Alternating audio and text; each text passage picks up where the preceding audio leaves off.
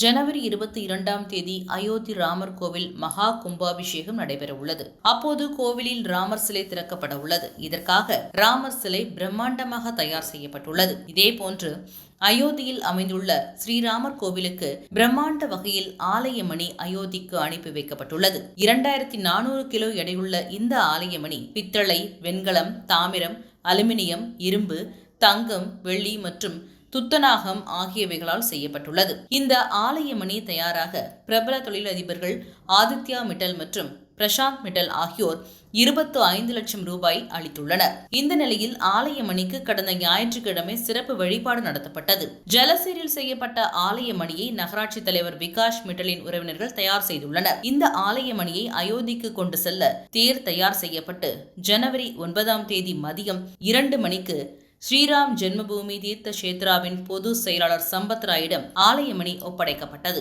இந்த ஆலயமணி பித்தளை, வெண்கலம், தாமிரம், அலுமினியம், இரும்பு, தங்கம், வெள்ளி மற்றும் துத்தநாகம் ஆகியவைகளால் செய்யப்பட்டுள்ளது. 2400 கிலோ எடையுள்ள ஆலயமணியை உருவாக்க 21 நாட்கள் எடுத்துக்கொண்டனர்.